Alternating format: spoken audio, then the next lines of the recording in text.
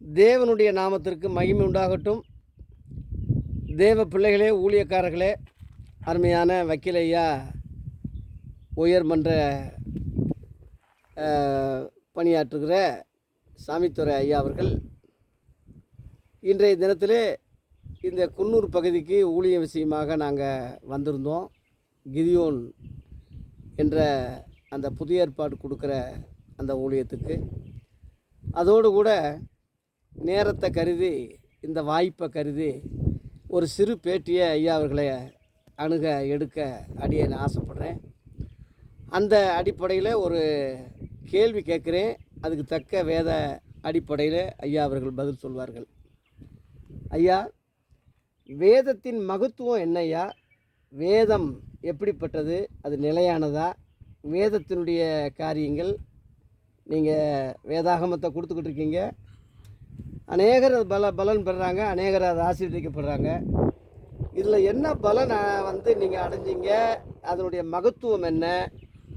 எங்கள் மக்களுக்கு என்ன சொல்ல வர்றீங்க? Thank you pastor. வேதம் உயிர் உள்ளது. ஏன்னா அதுதான் அது ஆண்டவருடைய வார்த்தை வல்லமை உள்ளது, ஜீவன் உள்ளது, கருப்புள்ள பட்டயமாக தேவன் வைத்திருக்கிறார். இன்றைக்கி வேத வாக்கியங்கள் எல்லாமே தேவ ஆவியினால் அருளப்பட்டிருக்கு. அதனால் காட்ஸ் வேர்ட் இஸ் அலைவ். இந்த வார்த்தை உயிர் உள்ளது. அதுதான் இன்றைக்கி முக்கியம்.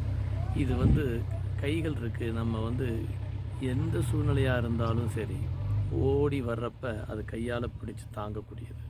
கால்கள் இருக்குது, அதை நம்ம கீழே விழாமல் நம்மளை தடுத்து நிறுத்துது அப்படின்னு மார்ட்டின் லூதர் கிங் சொல்லியிருக்காங்க. இதே வார்த்தையை தான் அந்த இடத்துல சொல்கிறேன். வால்டேர் 1786 ஒரு சவால் விட்டான். இந்த வேதமும் இங்கே இயேசு கிறிஸ்துவும் இன்னும் 25 ஆண்டுகளில் இருக்காதுன்னு சொல்லி, அவன் சொன்ன 25 ஆண்டுகளுக்கு பிறகு அவன் இறந்துட்டான். அவன் வீட்டில் அங்கே பைபிள் அச்சடிக்கக்கூடிய கூடமாக மாறிச்சு. இது நிரந்தரம்.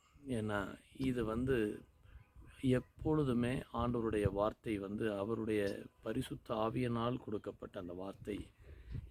அது வல்லமை உள்ளது, ஜீவன் உள்ளது, கருக்குள்ள பட்டயமாக நாம் பார்க்குறோம்.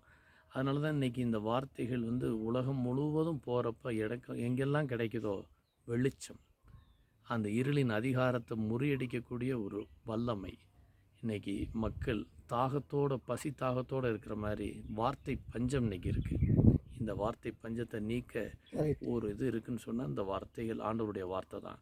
அதனால தான் மாரியும் உறைந்த மலையும் வானத்திலிருந்து இறங்கி மேலே செல்லாமல் முளை கிளம்பி விதைக்கிறவனுக்கு விதையும் புசிக்கிறவனுக்கு ஆகாரத்தையும் எப்படி வழங்குகிறதோ அப்படியே என் வாயிலிருந்து புறப்படுகிற வசனமும் புறப்படும்.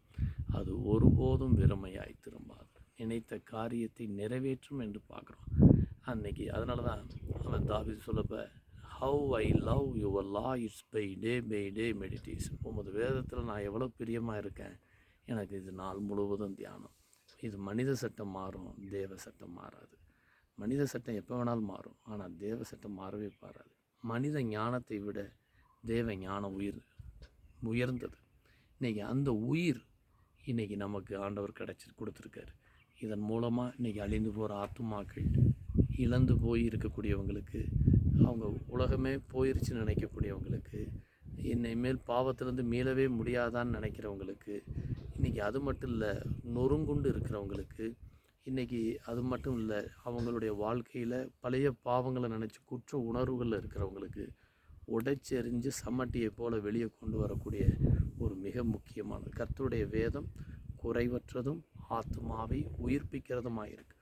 இன்னும் இந்த உலகம் இருக்கிற வரையும், உலகம் மற்றும் ஆண்டவர் வருகை எப்பொழுதுமே இந்த வார்த்தை இங்கே நிலையானது. பூமியும் வானம் கூட ஒளிந்து போகும், ஆனால் என் வார்த்தை ஒருபோதும் ஒளிந்து போவதில்லை. கடவுள் நாமும் கர்த்தர் நாமும் மகிமைப்படுவதாக. நன்றி ஐயா, நல்ல அருமையான விளக்கங்கள் சொல்லிட்டீங்க.